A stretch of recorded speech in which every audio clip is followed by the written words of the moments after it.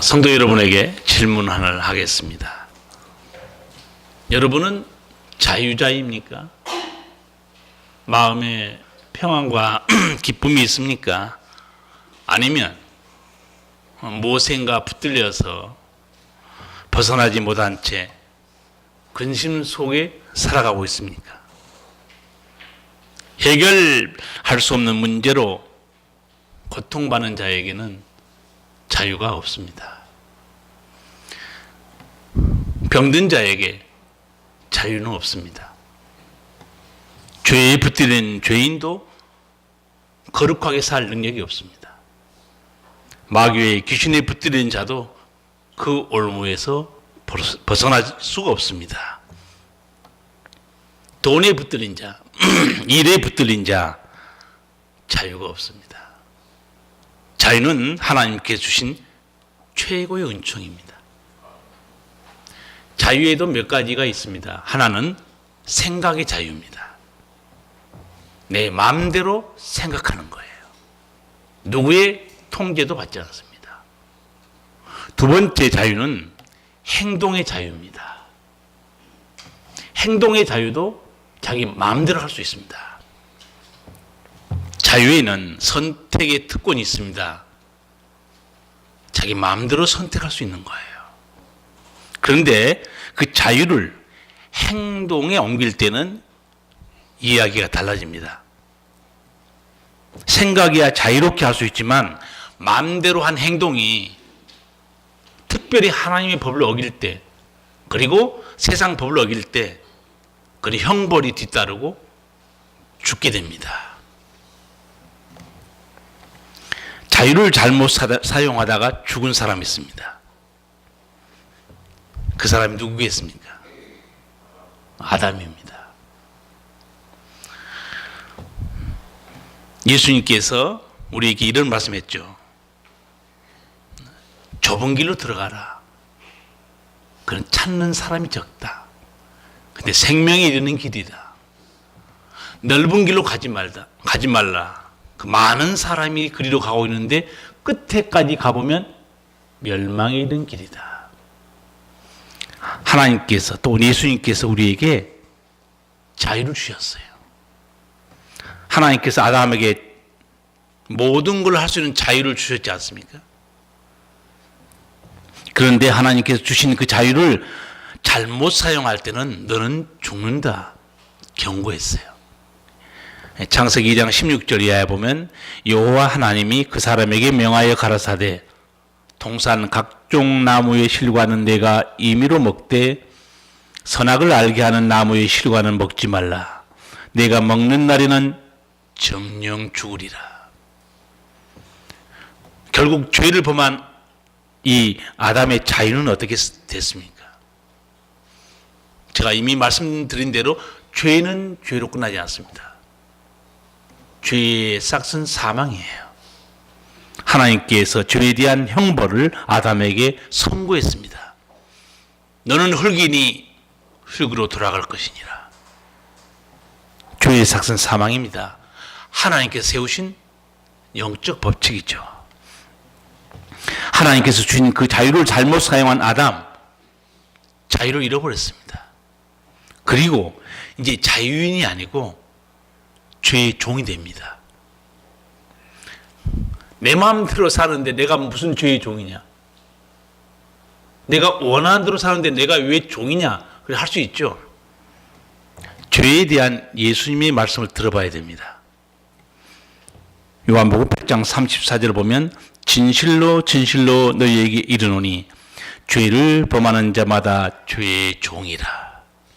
이게 인간의 실존입니다. 죄를 범하고 사는 사람은 내 뜻대로 못 살고 죄의 소욕에 이끌려 살고 있다는 거죠. 두 번째, 하나님께서 주신 자유를 잘못 사용한 아담, 어떻게 됐는가? 마귀의 수중에 떨어져 버립니다. 이 말씀은 요한일서 3장 8절에 있습니다. 죄를 짓는 자는 마귀에게 속하나니. 여러분, 이 예수님 말씀 성경이 보여주는 이 영적 실상, 여러분 어디서도 배울 수도 없고 알 수도 없는 진리입니다.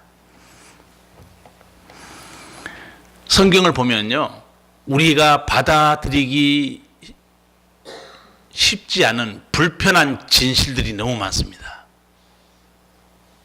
그러나 그건 진리예요. 죄의 삭은 사망이다. 죄를 범하는 자는 죄의 종이니라. 받아들이기 어려운 불편한 진실이자 진리입니다.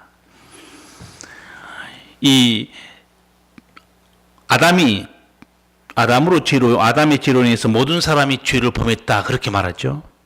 이런 불편한 진실, 사도 바울이 로마서 5장 12절에서 확실하게 짚어줍니다.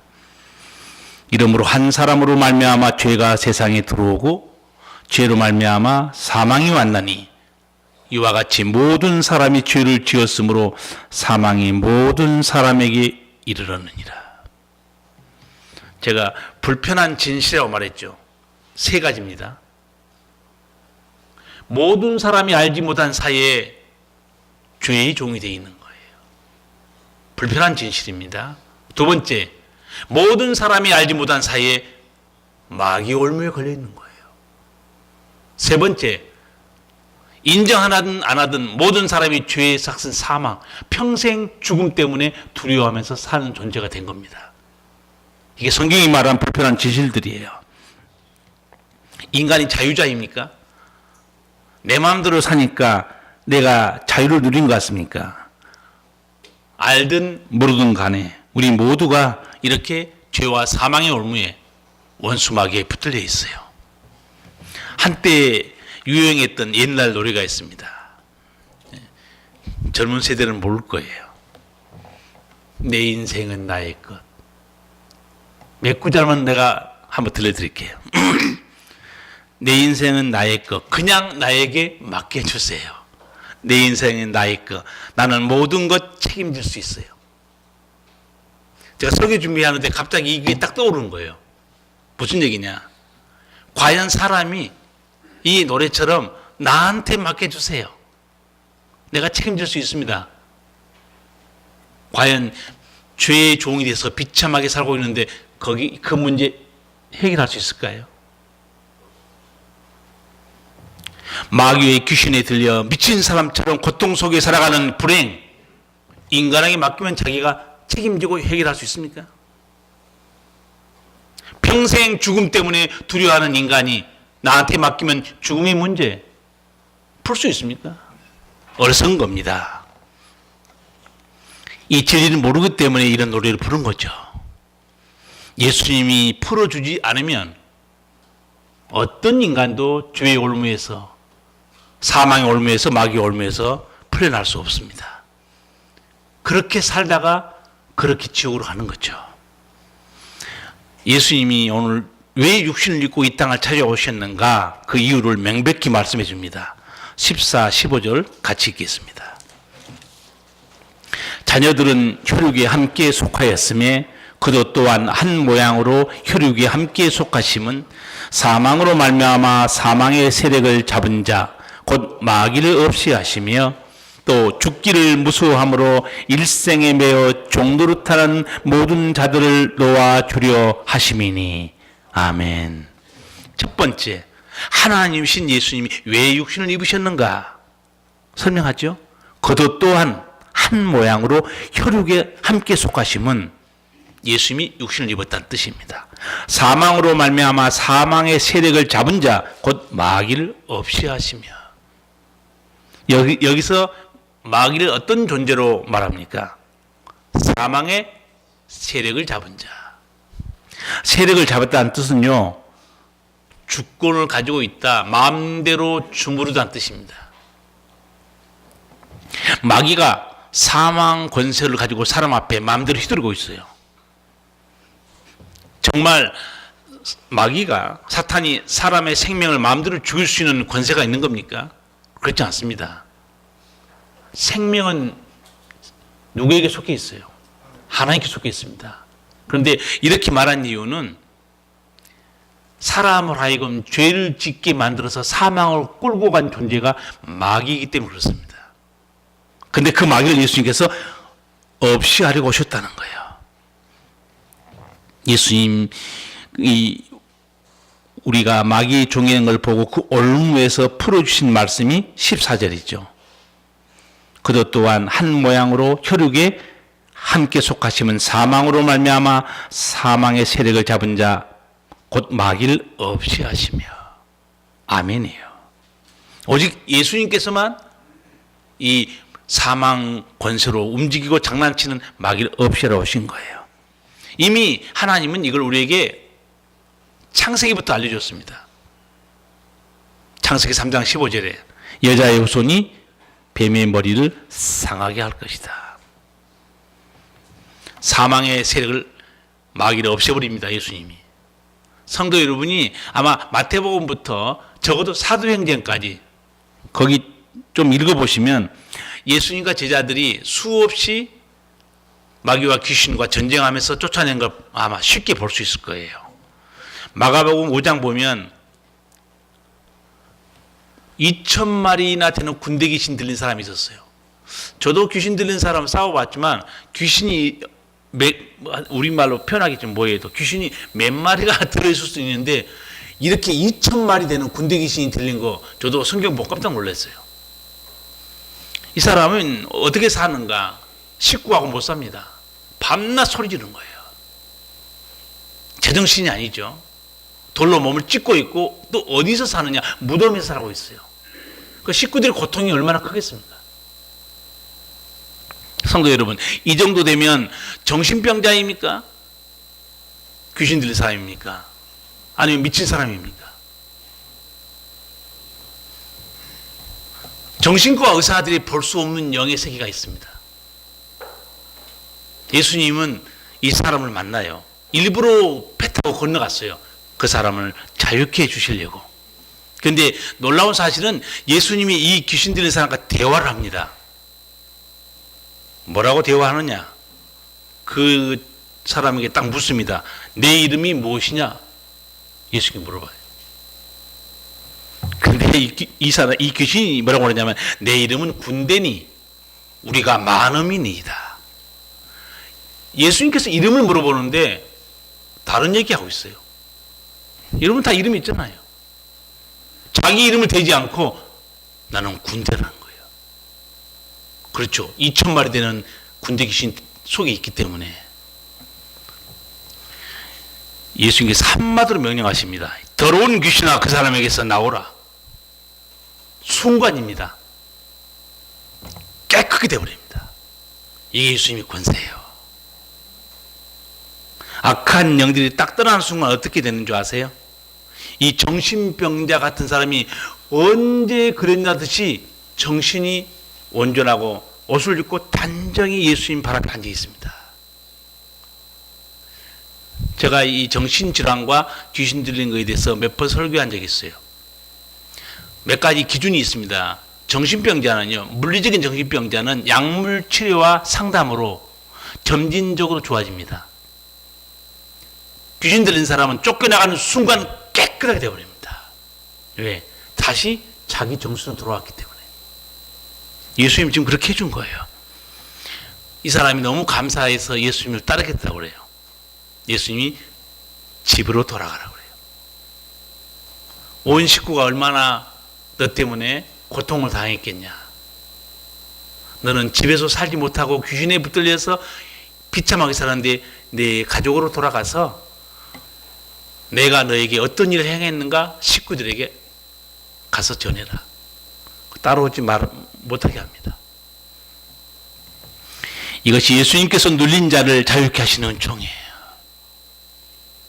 예수님께서 사망의 세력을 잡은 자 마귀를 쫓아내려고 이 땅에 오셨다. 성경 알려주고 있어요. 예수님이 이 군대 들린 사람, 어떤 사람도 감당할 수 없는 이 사람을 마귀의 올무에서 풀어주십니다. 이게 바로 새로운 피조물의 은총입니다. 이 사람이 이제 자유케 됐어요. 그래서 고린도후서 5장 17절 정말 놀라운 말씀 있죠. 그런즉 누구든지 그리스도 안에 있으면 새로운 피조물이라. 이전 것은 지나갔으니 보라 새 것이 되었도다. 이전 것이 다 지나갔어요. 마귀와 귀신에 눌렸던 비참한 삶이 지나가 버린 거예요. 죄에 붙들려서 비참하게 살았던 고통스러운 삶도 지나가 버린 겁니다. 저는 이 말씀이 너무 은혜로운 거예요. 지나갔단 말이 너무너무 은혜롭게 다가온 거예요. 지나가 버린 겁니다. 예, 끝났어요. 이제는 새로운 은총으로 살게 되는 거죠. 제가 새벽 기도 하는데 하나님께서 제게 이 설교를 하게 만드는 깨우침이 하나 있었어요. 계속 새벽 기도 하는데 제게 깨달음이 뭐냐면, 내가 너희에게 하나님 나라 은총도 주었고 새로운 피조물의 은총도 주어서 살게 했는데 너희가 내게 안 온다는 거예요. 너무 안타깝다는 거예요. 너희가 내게 돌아오면 원수마귀에 눌려서 내가 풀어줄 거고 죄와 사망에 옮겨서 풀어줄 텐데 너희들이 내게 안 오는구나. 내가 그 새벽 기도에 묵상하다가 너무 그게 안타까워서 이 말씀을 성도들에게 전해야 되겠다. 그래서 이 본문의 말씀이 바로 히브리서 2장의 본문의 말씀이에요. 주님이 풀어주시려고 이 땅에 오셨다는 거예요. 두 번째, 예수님이 왜 우리와 같이 육신을 입으셨는가? 15절입니다. 같이 읽겠습니다. 또 죽기를 무서워함으로 일생에 매여 종노릇하는 모든 자들을 놓아주려 하심이니. 아멘. 사람이 죽음을 어떻게 생각하는가? 여기 나와 있죠. 죽기를 무서워함으로 일생에 매여 종노릇하고 있습니다. 어떤 사람이 죽음을 좋아하겠습니까? 벗어날 길이 없어요. 죽을 때까지 죽는다는 사실을 알면서도 죽음 때문에 두려워하고 살고 있어요. 그런데 예수님께서 이 사람들 놓아주려 왔다는 거예요. 여러분, 병원에 가는 거 좋아하십니까? 싫어하십니까? 싫어하죠. 왜 병원에 가는 거 싫어해요? 우리 다 알고 있는 비밀이 있죠. 건강검진 받으면 기쁨이 있습니까? 약간 두렵습니까? 저도 이게 배가 이거 아픈데 잘 안 낫는 거예요. 보건소에서 가다 먹었는데 안 낫고, 용문병원에 가서 먹어도 안 낫는 거예요. 그래서 마침 삼성의료원에 그 의사 후배가 있어서 문자를 한번 했어요. 워낙 바쁘니까. 통화 가능? 그랬더니 금세 전화가 왔어요. 이게 안 낫냐, 이게 배가 아프고 잘. 그러니까 대뜸 하는 말이 내시경을 해봤냐 그러더라고요. 내시경? 건강검진 받으러 할 때 우유 같은 거 한 잔 마시고, 그랬더니 듣더니 그거 위장 조영술인데 그거 말고 직접 했냐 물어보길래 안 했다고 그랬어요. 그 한 번도 안 했냐 그랬더니 한 번도 안 했다, 태어나서. 나보고 사람이냐 그러더라고. 사람이 태어나서 한 번도 내시경을 안 한 적이에요. 당장에 병원 오라는 거예요. 그래서 조금 그때 이제 겁이 나기 시작한 거예요. 뭐가 떠오르냐면, 방송에 위장이 잘못돼서 시퍼렇게 돼 있고 벌겋게 돼 있고 막 이런 게 떠오르잖아요. 분명히 내 속이 이렇게 돼 있을 거다. 다 쫄고 갔어요. 근데 이제 겁이 나서 수면 내시경을 하고 싶었는데 그냥 하라는 거예요. 그 목구멍이 넘어가는데 그 무섭고 얼마나 아프냐고 그랬더니 나 죽었어 하고 잠깐 5분만 있으래. 그러면 의사가 다 해준대. 그 내시경 하신 의사 선생님 너무 재밌더라고요. 이제 마취를 안 했으니까 이 얘기를 다 해주는 거예요. 식도에 좀 염증이 있군요. 그러면서 또 쓱 내려가요, 밑으로. 자, 위장에 주름이 많으니까 공기를 넣습니다. 빵빵하게 펴니다. 그러면서 또 샅샅이 돈 내고 하시는데 잘 받으셔야죠. 샅샅이 해드리겠습니다. 하면서 다 보여주면서 여러 가지 얘기를 하는데, 별로 이상이 없네요. 그런데 조직 검사를 하는 거예요. 이제 내시경 하는 의사는 이게 틀림없이 별 이상이 없는 것은 헬리코박터균의 문제일 거라 판정을 내린 것 같아요. 그리고 검사가 딱 끝나서 이제 의사 선생님실로 갔어요. 그 모니터를 보고 다 보여주더라고요. 별로 이상이 없는데 환자들이 나중에 큰 소리 친다는 거예요. 아무것도 없는데 내가 왜 아프냐 이거예요. 그래서 그 대부분 원인은 헬리코박터균에 있다 하면서 일주일치 약을 지어줄 테니까 먹어보래. 내일 다시 가야 되는데 90%가 아마 죽을 거래. 아니나 다를까 지금 한 5-6회 먹었거든요. 잠잠해져 버렸어요. 그리고 내가 저한테 얘기하는 거예요. 저는 솔직히 내시경이 겁이 나서 약이나 지어줘 그렇게 얘기했거든요. 그 사람은 다르더라고요. 진단을 바르게 해야 처방이 바르게 나가지. 진단도 안 하고 무슨 약을 처방하냐 이게요. 그래서 또 할 수 없이 그럼 그렇게 하든가.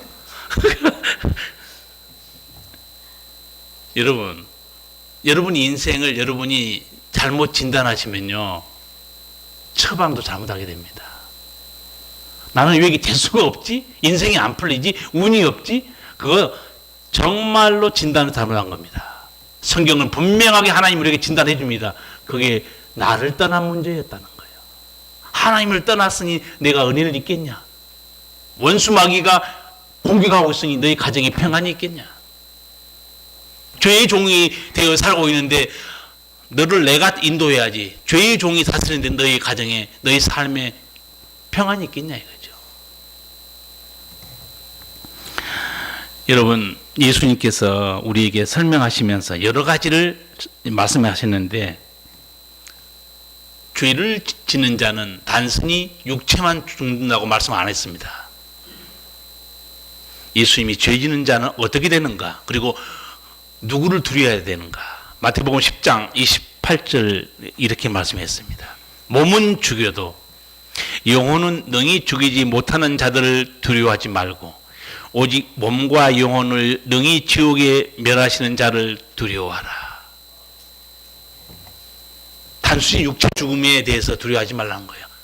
지옥에 멸망당하는 그 심판을 형벌을 두려워하라는 거예요. 그리고 예수님이 이어서 지옥의 상황이 어떠한가 그것도 알려줍니다. 마가복음 9장 47절 말씀입니다. 또 내 눈이 너를 죄짓게 하거든 그것을 버려라. 내가 두 눈을 가지고 지옥에 들어간 것보다 차라리 한 눈으로 하나님의 나라에 들어가는 것이 낫다. 거기는 구더기도 죽지 않고 불도 꺼지지 아니하느니라. 모든 사람이 다 소금에 절이듯 불에 절여질 것이다. 끔찍하죠. 여러분, 천국과 지옥이 없다고 우기면 없는 거예요? 내가 안 믿으면 지옥이 없는 겁니까? 무지한 거죠. 인간은 그 세계를 모릅니다. 예수님만 죽음 이후에 모든 걸 다 공개했어요.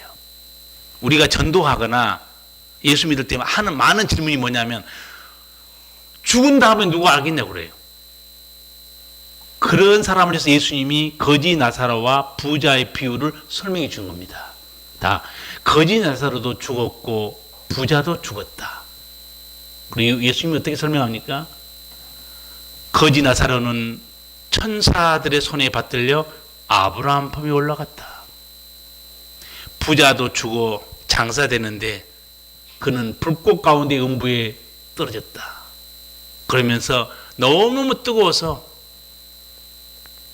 저 나사로의 물 한 방울 찍어달라고 그렇게 부르짖었다. 예수님 보여준 죽음 이후의 세상입니다. 이 지옥은 아닙니다. 불신자가 죽어서 가는 곳은 지옥이 아니에요. 지옥은 최후 심판 이후에 들어가는 것이고 불신자가 최후 심판 전까지 갇혀 있는 곳이 음부 그 불속입니다. 상황은 비슷해요. 얼마나 뜨겁겠습니까? 거기는 구더기도 죽지 않는다는 거예요.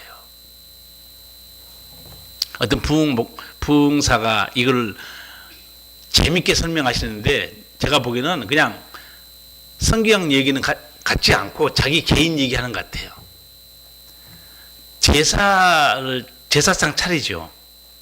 그 제사창에 뭐가 올라가느냐? 꼭 물 한 그릇을 올려놓는다는 거예요. 그래서 왜 물을 올려놨겠냐? 조상이 불 가운데 뜨거워서 그걸 마시러 온다는 거예요. 믿거나 말거나. 그냥 부흥 강사가 해보는 소리인데 지옥의 고통을 설명한 거예요. 그 다음에 예수 믿는 사람은 추모 예배 드리는데 물을 안 떠놓는다는 거예요. 우리는 왜 물을 안 떠놓는가? 성경 보면 우리는 천국에 올라가면 거기에 무슨 물이 있어요? 생명수 강가가 있다는 거예요. 생명수 강가가. 그래 우리가 왜 이 세상 물을 왜 마시겠냐?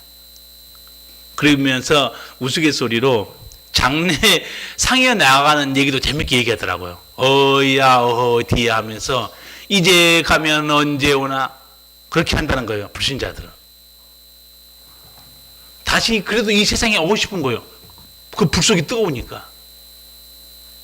근데 예수 믿는 사람은 찬송가 우리 장례식장에서 부르는 찬송가 있죠. 날빛보다 더 밝은 천국 믿는만 가지고 보겠네.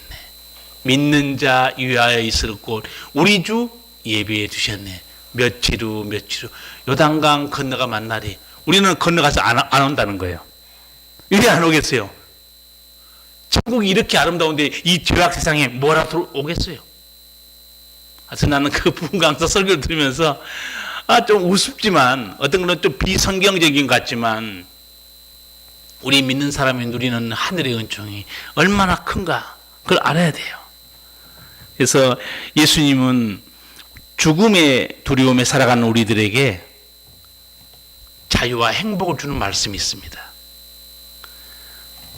어떻게 예수님 죽음을 해결해 주셨냐? 요한일서 요한복음 1장 29절에 보면 세례 요한이 예수님을 소개하죠. 보라 세상 죄를 지고 간 하나님의 어린 양이다. 예수님이 우리 대신 죄를 짊어지기 때문에 우리가 죄에서 풀려난 거예요. 죄에서 풀려나니까 자동적으로 사망에서도 풀려난 겁니다. 예수님이 이 죄에 대한 문제를 설교한 내용이 몇 개 있는데 제가 한 두 군데만 말씀드릴게요. 죄를 짓는 자마다 죄의 종이라고 그래요. 그러면서 진리가 너희를 자유케 하리라. 무슨 말인지 못 알아듣으니까 한마디 더 해요. 아들이 너희를 자유케 하면 참으로 자유하리라. 어디서 자유케 해주냐? 죄에서 자유케 하는 게 진리인데 그 진리가 누구냐? 아들이라는 거예요. 아들이 너희를 자유케 해야 참으로 자유하다는 거예요. 왜? 십자가죠. 우리 죄를 다 예수님이 짊어졌기 때문에 내가 너희를 이제 풀어줄 수 있다는 거예요. 내가 대신 담당했기 때문에. 이게 십자가의 은총이에요. 그러면서 예수님이 이렇게 말해요. 종은 집에 살 수 없다 이렇게 말해요. 아들만이 집에 살 수 있다. 이게 천국 비유를 말한 겁니다. 무슨 종이냐? 죄의 종은 아버지 집 천국에 들어갈 수 없다는 얘기예요. 죄의 종이 가는 곳은 지옥입니다. 그러니까 예수님이 종은 집에 거하지 못하나 그렇게 말해요. 집이 천국을 말하고 있어요. 당연히 죄의 종은 천국에 들어올 수 없죠. 그러나 아들은 거기서 살 수 있다는 거예요. 여러분이 하나님의 자녀가 되면 아버지 집에 들어갈 수 있다는 거죠. 예수님의 음성을 듣고 살아나는 말씀도 들려줍니다. 예수님이 요한복음 5장 24절 이하 제가 한번 읽어드릴게요. 내가 진실로 진실로 너에게 이르노니 내 말을 듣고 나 보내신 이를 믿는 자는 영생을 얻었고 심판에 이르지 아니하나니 사망에서 생명으로 옮겼느니라. 진실로 진실로 너에게 이르노니 죽은 자들이 하나님의 아들의 음성을 들을 때가 오나니 곧 이때라. 듣는 자는 살아나리라. 예수님 음성 들으면 살아나요. 저도 이 말씀 놓고 우리 사남매 중에서 유일하게 남동생 밑에가 교회 안 나가는데 새벽마다 하나님께 기도해요. 하나님 그 가정을 예수님께로 인도해 주셔서 예수님의 음성을 듣고 온 식구가 살아나게 해주세요. 기도합니다. 그리고 그 가정이 하나님을 알지 못하니까 싸우고 미워하고 헐뜯고 평안하고 기쁨이 없어 가정에. 하나님 그 가정에 새로운 피조물의 은총을 주셔서 하나님 은혜로 살고 자유와 평강과 기쁨을 누리게 해주세요. 기도하고 있어요. 여러분도 마찬가지입니다. 여러분 집안에 여러분 친척의 지인들의 아는 사람들이 아직도 새로운 피조물의 은총을 알지 못하고 죄 가운데서 원수마귀의 괴롭힘 속에서 고통 속에 살고 있으면 기도해 주시고 하나님께로 인도하기 바랍니다. 사도 바울은 죄와 사망, 예수님의 은총을 로마서 6장 24절에서 한 문장으로 명확하게 말합니다. 죄의 삭은 사망이요. 그 뒤에 문장이 중요합니다. 하나님의 은사는 그리스도 예수 우리 주 안에 있는 영생이니라. 죄의 삭은 사망이지만 너희가 예수 안에 들어오면 하나님 주신 선물이 있다는 거예요. 그 선물이 영생이라고 말해요. 얼마나 귀한 말씀입니까? 육체의 죽음에서 인간은 끝나지 않고 지옥의 형벌이 또 기다리고 있다. 예수님께서 말씀했어요. 그러나 나에게 들어오면 내가 너희를 자유케 해주겠다는 거예요. 그래서 새벽에 기도할 때 하나님이 자꾸 그걸 저한테 깨닫게 해준 것 같아요. 나한테 오면 내가 다 풀어줄 텐데. 안 오니까 예수님도 유대인들을 보면서 통곡했죠. 예루살렘아 예루살렘아, 암탉이 새끼를 날개 아래에 모으려고 몇 번이나 했는데 내가 거부했다는 거예요. 예수님 안에 들어오면 새로운 피조물의 은총이 있고 하나님 나라 은총이 있거든요. 이걸 누리지 못하고 죄의 사망에 매여 벌벌 떨고 있고 원수마귀에 괴롭히지만 이게 어디서 온 고통인지 모르는 거예요. 얼마나 불쌍한 인생입니까? 그러나 예수님 안에 들어오면 또 어떤 은총이 있는가? 16절 같이 읽겠습니다. 이는 실로 천사들을 붙들어 주려 하심이 아니요 오직 아브라함의 자손을 붙들어 주려 하심이라. 아멘. 얼마나 귀한 말씀이에요. 예수님은 천사를 붙들어 주는 게 아니라는 거예요. 누구를 붙들어 주는가? 아브라함의 자손. 그럼 아브라함 자손이 누군가? 아브라함도 믿음으로 하나님께 의롭다함을 받았어요. 오늘날도 예수 믿는 자녀들이 바로 아브라함처럼 하나님 믿고 있어요. 그 자녀들을 예수님은 붙들어 준다는 거예요. 한번 생각해 보세요. 예수님이 붙들어 주면 그 인생이 얼마나 안전하고 복되겠습니까? 성도 여러분은 제가 생각하기에 오늘 이 아침에도 예수님 품에 지금 들어와 있어요. 얼마나 복된 사람입니까? 예수님 선한 목자예요. 우리 힘으로 해결할 수 없는 고통과 아픔이 있습니까? 예수님의 권세로 승리하기 바랍니다. 앞에서 말씀드린 대로 모든 사람이 알지 못하는 사이에 죄의 종이 된 거예요. 제가 이걸 불편한 진실이라고 말했습니다. 모든 사람이 알지 못한 사이에 마귀에게 붙들려 있습니다. 그리고 사망에 매여 있어요. 사람들은 이런 고통이 어디서 왔는지 몰라요. 이게 운명입니까? 그렇지 않습니다. 성경은 이게 하나님을 떠난 형벌이다. 그렇게 말씀하고 있어요. 자유를 잘못 사용한 결과입니다. 아담이 생명의 자유를 사용해야 되는데 죽음이 이르는 자유를 쓴 거예요. 우리를 찾아온 예수님은 누구셨냐? 17절, 18절에서 다시 한번 풀어줍니다. 다 같이 읽겠습니다. 그러므로 저가 범사의 형제들과 같이 되심이 마땅하도다.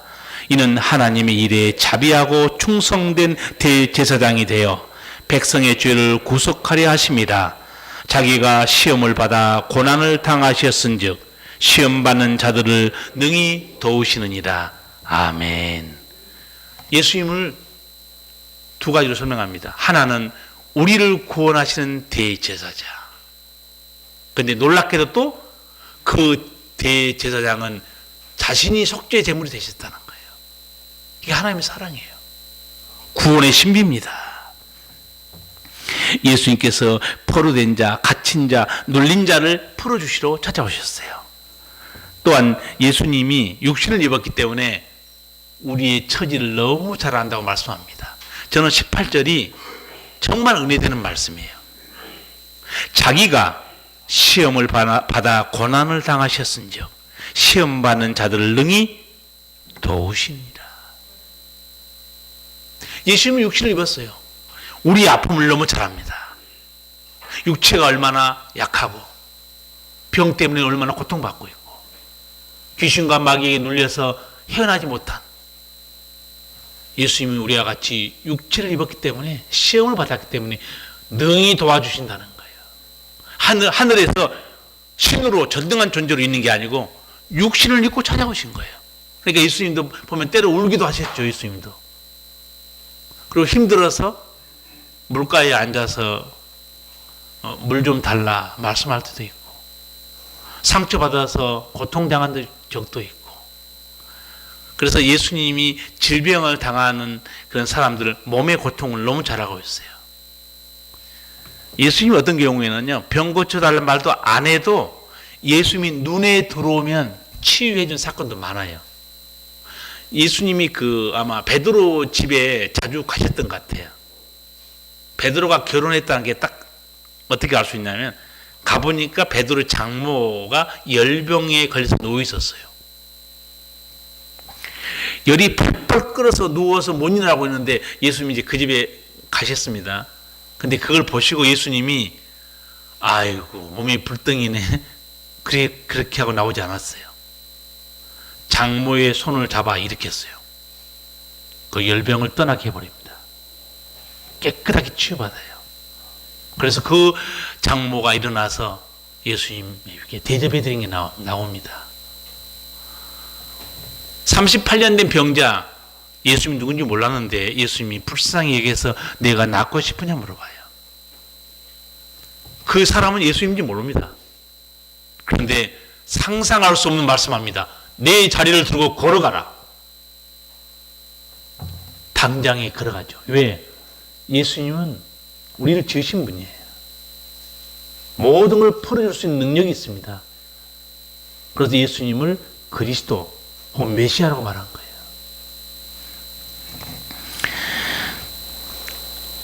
제가 말씀드린 대로 우리가 은혜 되는 말씀이 바로 자기가 시험을 받아 고난을 당하셨은즉 시험 받는 자를 능히 도우시느니라. 이 얼마나 위로의 말씀, 능력의 말씀입니까? 그런데 이런 은총을 주시러 오는데 사람들이 안 온다는 거예요. 너무 예수님께서 안타까워하는 거예요. 여러분, 살다 보면 가정에 평화도 없고 싸움이 일어날 때도 있고 고통이 그치지 않을 때가 있습니다. 예수님은 사탄의 역사를 분명히 알려줍니다. 제가 온 것은 도적질하고 죽이고 멸망시키러 왔다. 내가 온 것은 양으로 생명을 얻게 하고 풍성히 얻게 하러 왔다. 여러분, 예수님 품 안에 들어오면 이 은총을 다 누릴 수 있어요. 힘들고 어려울 때는 여러분이 찬송과 기도로 예수 이름으로 승리하기 바랍니다. 기도하겠습니다. 살아계신 우리 아버지, 은혜를 감사합니다.